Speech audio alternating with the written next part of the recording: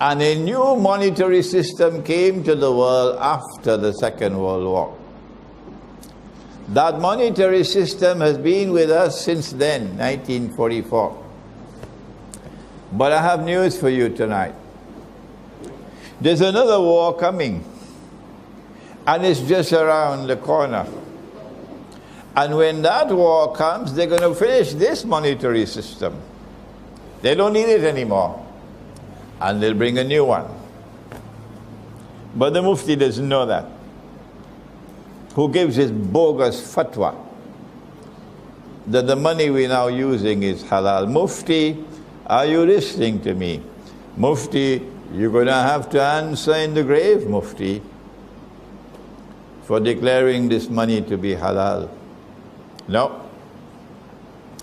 This money was possible because they first declared that money to be haram.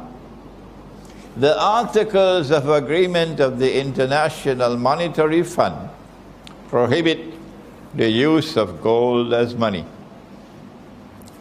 Dr. Mahathir was not aware of that. I am not a politician. I don't comment on politics. But when someone does what is right, I declare that he did what is right, and I don't care who is annoyed with me. A scholar of Islam doesn't bow his head before public opinion.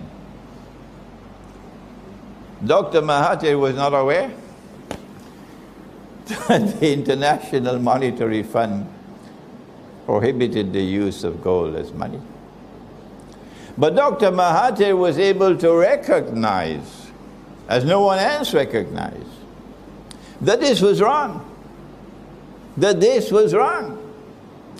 That you cannot prohibit the use of gold as money. And Dr. Mahathir did what no one else did in the history of this country. Let me remind the Malaysian people, if they need to be reminded, that Dr. Mahathir did what no one else did ever did, and perhaps no one else will ever do. When I met him, I told him that. I said, you're the second one to do it. The first was General Charles de Gaulle. General Charles de Gaulle recognized that this was wrong, this was unjust. Bringing a new monetary system in the world, and in order for this bogus system to survive, you have to prohibit the use of gold as money. So Charles de Gaulle stood up in the French National Assembly in 1966. That's why the French people loved Charles de Gaulle. And he blasted them. In the French National Assembly, he blasted them. And he declared this to be an unjust monetary system that you brought into the world. And so they took out their knives for him. Yeah. And they finished him. And after Charles de Gaulle, the only other one was Dr. Mahathir. And so this country should be proud of Dr. Mahathir, because he recognized what no one else recognized. And no one else dares to recognize. They don't have the courage to recognize what he recognized. And tonight I have to give credit where credit is due, regardless of the price I have to pay. At the time when I said that Dr. Mahathir was only the second, I was wrong. I didn't know he was the third. I didn't know that there was one before him. I didn't know that there was one before Charles de Gaulle. But he's today forgotten. They called him a playboy. Ahmad Sukarno was more than a playboy. Ahmad Sukarno was more than a playboy.